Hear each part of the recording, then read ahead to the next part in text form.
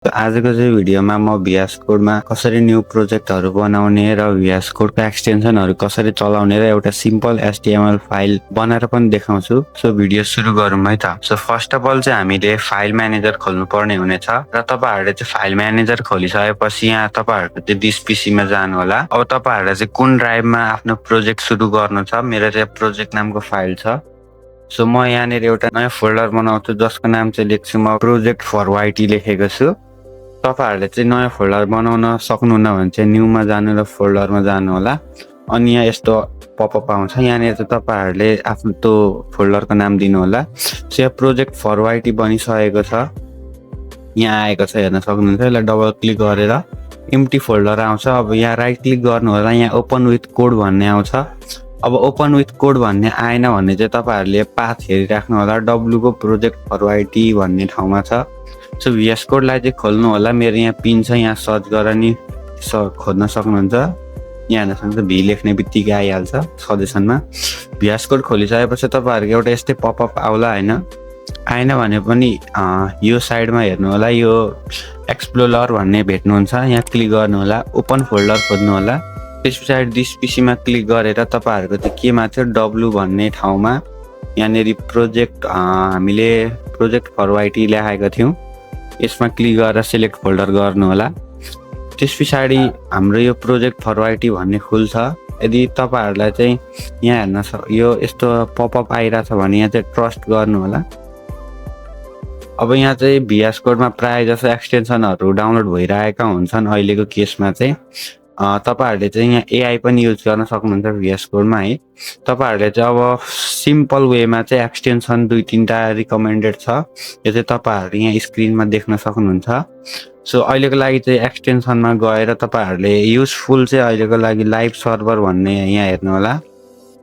यहाँ लाइभ सर्भरको यो अलि धेरै डाउनलोड वाले चाहिँ डाउनलोड गर्नु होला। यसलाई इन्स्टल क्लिक गर्नु होला। प्राय जसोकोमा यो अलरेडी इन्स्टल भइरा हुन्छ, मैले चाहिँ अघि डिलिट गरेको थिएँ तपाईहरुलाई देखाउनको लागि। अब तपाईहरुले चाहिँ नेक्स्ट एक्सटेन्सन भनेको अटो क्लोज ट्याग भन्ने रहेको छ। अटो क्लोज ट्याग लेखिसकेपछि यो अलि धेरै डाउनलोड भएको यही छ, हामी यसलाई नै अहिलेको लागि इन्स्टल गर्छौं। यहाँ ट्रस्ट गर्नु होला। त्यसपछि एक्सटेन्सन त डाउनलोड भइसकेको छ। अब हामी फेरि यो एक्सप्लोरर भन्ने जुन यो कर्नरमा हेर्नु होला, यहाँ क्लिक गर्छौं। अब यहाँनेर यसलाई काटेर यो वेलकम भन्ने छ, यहाँनेर चाहिँ यसलाई पनि काटेर यहाँनेरको यो आइकनमा हेर्न सक्नुहुन्छ। यसलाई न्यू फाइल बनाउने या न्यू फोल्डर बनाउने। सो अब यहाँ चाहिँ हामी न्यू फाइल बनाउँछौँ। फाइलको नाम रहेको छ, प्राय जसो चाहिँ हामी index.html लेख्छौँ, तर अहिलेको लागि project1.html लेख्छौँ। अब HTML फाइल बनाउँदै गर्दाखेरि तपाईहरुले चाहिँ HTML हाम्रो एक्सटेन्सन हो, यो तपाईहरुलाई थाहा छ र HTML लेख्नु नै पर्छ। सो यहाँ HTML को सिम्पल कोड आइसकेको छ। अब यो तपाईहरुले चाहिँ के गर्न सक्नुहुन्छ भने यसलाई अलाइन पनि गर्न सक्नुहुन्छ, लाइक दिस यसरी स्लाइड गर्न सक्नुहुन्छ। माउसको लेफ्ट क्लिक गरिराखेर यता ड्र्याग गर्यो भने सानो ठुलो हुन्छ है त। सो तपाईहरुलाई चाहिँ स्पेशल धेरै चाहिन्छ भने। अब अहिलेको केसमा चाहिँ HTML को हामी सिम्पल कोड लेख्ने छौं। सो यो हामीले चाहिँ पहिला क्लिक गरेर इन्टर गर्नु होला, लाइक दिस एउटा यो कोड आफै आउँछ है। तपाईहरुले चाहिँ यदि चलाउनु भएको छ भने अब यसलाई चाहिँ हामीले लाइभ सर्भर कसरी खोल्ने भन्दाखेरि राइट क्लिक गरेर यहाँ ओपन विथ लाइभ सर्भर गर्दा नि भयो। यहाँनेर तल गो लाइभको अप्सनमा क्लिक गर्दा नि भयो है। सो गो लाइभ क्लिक गरिसकेपछि ब्राउजर खुल्छ र अहिले हाम्रो ब्राउजर एकदम ब्ल्याङ्क छ, ब्राउजरमा केही पनि छैन। त्यसलाई मैले मिनिमाइज गरेँ। अब तपाईहरुको चाहिँ यहाँनेर हेर्न सक्नुहुन्छ टाइटल छ, टाइटललाई हामी यहाँ लेख्छौँ फर्स्ट प्रोजेक्ट भनेर। हाम्रो फर्स्ट प्रोजेक्ट आइसकेको छ।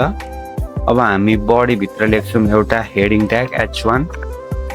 H1 मा लेख्छौँ welcome to my YouTube channel. अब हेर्न सक्नुहुन्छ हामी यता यहाँनेर अल्ट ट्याप गरेर ब्रेभमा जान्छौँ। यहाँनेर आइसकेको छ welcome to my YouTube channel भनेर। अब यसलाई चाहिँ स्टाइल गर्नको लागि हामीले स्टाइलिङ पनि सिक्नुपर्छ, त्यो चाहिँ हामी नेक्स्ट भिडियोमा गर्नेछौँ।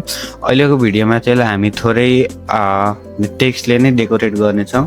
सो अहिले तपाईहरुले चाहिँ म विन्डो म्यानेज गर्न नि सिकाइदिन्छु। तपाईहरुले चाहिँ विन्डो की थिचेर एरो बटन थिच्नु भयो भने चाहिँ लाइक दिस यसरी यता सिफ्ट हुन्छ, यतापट्टि सर्किन्छ, जताको एरो थिच्नु हुन्छ त्यतैपट्टि, अर्को साइडमा थिच्नु भने त्यतैपट्टि जान्छ। अनि छोड्नु हो भने चाहिँ यसरी तीनटा अब तपाईँहरूको के ब्याकग्राउन्डमा खुलिरहेको छ त्यो सबै देखाउँछ। अनि यहाँ चाहिँ तपाईँहरूको ब्राउजर जुन पनि छ यसलाई क्लिक गर्नु होला। क्लिक गरिसकेपछि like this slide by slide multitasking हुन्छ है। अब तपाईँहरूले चाहिँ यहाँबाट अलिकति यसलाई एडजस्ट पनि गर्न सक्नुहुन्छ है। अब चाहिँ यहाँ म जे लेख्छु त्यहाँ फेरि त्यही आउँछ। अब मैले यहाँ H1 भित्र अब प्याराग्राफ ट्याग यो चाहिँ मेरो अटो सजेसनमा आइरहेछ। अब यो अटो सजेसनमा आउनको लागि चाहिँ तपाईँहरूले पछि लगइन गर्नुपर्ने हुनेछ, त्यो लगइन गर्न नै सिकाउँछु म। अहिलेको लागि चाहिँ यहाँ फेरि पी ट्याग लियौँ हामी होइन। पी ट्यागमा लेखौँ हामीले के लेख्न सक्छौँ,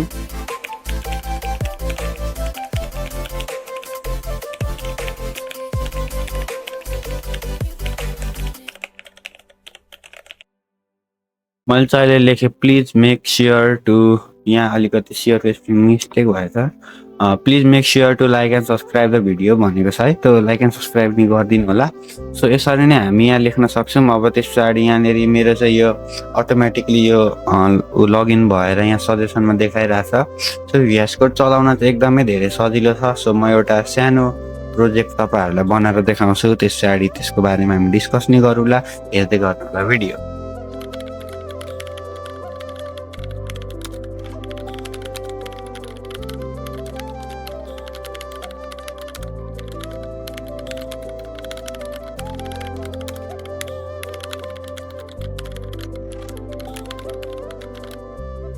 सो अब हाम्रो वेबसाइट चाहिँ लाइक दिस यस्तो आइसकेको छ। यो चाहिँ तपाईँहरूलाई त्यो कोड चाहिँ म नेक्स्ट भिडियोमा सिकाउँछु। अहिलेको यहाँ हाम्रो बेसिक वेबसाइटमा छ welcome to my YouTube channel भनेर यहाँ हाम्रो हेडिङ भयो। अहिलेको लागि यो म जुन स्टाइल ट्याग छ यसलाई मैले बन्द गरिदिन्छु। अब यहाँ हेर्न सक्नुहुन्छ H1 को काम चाहिँ रहेको छ हाम्रो हेडिङ बुझाउने, जसलाई मैले यो H1 लाई कन्ट्रोल X गरिदियो भने हाम्रो हेडिङ हराउँछ। हेर्न सक्नुहुन्छ यहाँबाट हेडिङ हरायो। म यहाँ कन्ट्रोल Z गरिदिन्छु है अहिलेको लागि। अब फेरि हाम्रो हेडिङ आएको छ। यसरी नै हाम्रो चाहिँ यो प्याराग्राफ ट्यागको पी ट्याग भनेको हाम्रो प्याराग्राफ ट्याग भनेर बुझिन्छ है। प्याराग्राफ ट्याग भनेको चाहिँ यसरी हाम्रो यो जे कुराको पनि प्याराग्राफ बनाउन सकिन्छ। लाइक दिस यहाँ छ it's the first day of learning basic HTML basic भनेको छ। अब यहाँ पनि त्यही छ it's the day first of learning basic HTML basic छ। अब यहाँ यसको काम भनेको चाहिँ पी ट्याग देखाउँदैन, पी ट्यागमा भएको कुरा मात्र देखाउने हो, पी ट्याग भित्र भएको। त्यसरी नै H1 H2, अब H2 यहाँ छ हाम्रो, H3 यहाँ रहेको छ है त।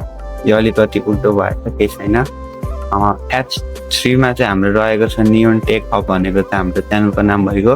अब यहाँ नियोन टेक हब भनेर हामीले हालेको छौँ। अब यो खास गरी स्टाइल ट्यागलाई चाहिँ अहिलेको लागि हटाइदियो भने यसको फर्मेट मिलेको हुँदैन। मैले स्टाइल ट्याग हाम्रो स्टाइल ट्याग हट्दाखेरि चाहिँ यो लाइक दिस यस्तो देखिरहेको छ र स्टाइल ट्याग फेरि आउँदाखेरि चाहिँ हाम्रो यसको इन्टरफेस एकदमै अर्कै आउँछ। सो अब हाम्रो चाहिँ कुरा गर्दाखेरि यो H2 भनेको चाहिँ हेडिङ 2 भयो। हेडिङ 2 तपाईँहरूले बुझिहाल्नुभयो। त्यसरी यो ए ट्याग भनेको चाहिँ यो हाम्रो लिङ्क हो।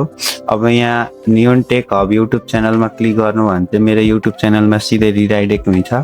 अब यो चाहिँ हामी पछि डिटेलली कभर गर्ने। अहिलेको लागि चाहिँ HTML को बेसिक स्ट्रक्चर भनेको त्यही हो। यदि अब हाम्रो इमेलहरू यहाँ राख्न मिल्यो होइन, त्यसरी फोन राख्न मिल्यो, यसलाई रेस्पोन्सिभ पनि बनाउन मिल्छ, पछि यसलाई क्लिक गर्दाखेरि क्लिकेबल हुने। अब यो इन्स्टाग्राममा थिच्यो भने इन्स्टाग्राम लोड हुन्छ है, त्यसरी नै फेसबुकमा थिच्यो भने फेसबुक लोड हुन्छ। यो यसको बारेमा चाहिँ हामी डिटेलली टपिक कभर अप गर्छौँ। अहिलेको लागि चाहिँ यति नै है। अब नेक्स्ट भिडियोमा चाहिँ हामी यो कसरी ट्यागले के काम गर्छ सबै डिटेलली जानेछौँ। अहिलेको लागि चाहिँ हामीले के बुझ्यौँ भन्दाखेरि H1 ट्याग, प्याराग्राफ ट्याग, अनि त्यस पछाडि HTML मा हुनुपर्ने बडीको ट्याग र HTML भित्र लेखिने ट्यागहरूको प्रायः जस्तो कुरा बुझ्यौँ। प्याराग्राफ ट्यागले के गर्छ, हेडिङ ट्यागले के गर्छ, स्टाइल ट्यागले के गर्छ है। अब यो स्टाइलको चाहिँ खास गरी फाल्टै CSS बनाउने चलन थियो पहिला चाहिँ। अहिलेको चाहिँ HTML भित्रै लेख्ने चलन छ र HTML भित्रै JS पनि लेख्ने चलन छ। अब यहाँ चाहिँ फर्स्ट प्रोजेक्ट भनेर टाइटल छ, यहाँ पनि त्यही आउनु पर्ने हो। अहिलेको लागि चाहिँ फर्स्ट प्रोजेक्ट नै राखेको थियौँ है। सो आजको लागि चाहिँ यति नै। Make sure to like and subscribe है। नेक्स्ट भिडियोमा चाहिँ हामी यो ट्याग कसरी कहाँबाट लाउने भनेर सबै सिक्छौँ। Thank you for watching. जय नेपाल।